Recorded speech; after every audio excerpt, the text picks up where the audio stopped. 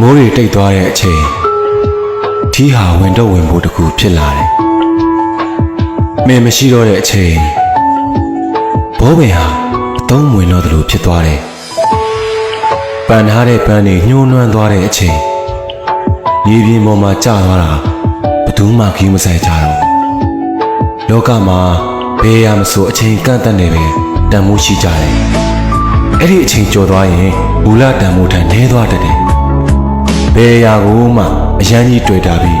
ဖတ်တွေ့မထားခြင်းပါနဲ့ထာဝရဆိုတာလောကမှာမရှိဘူး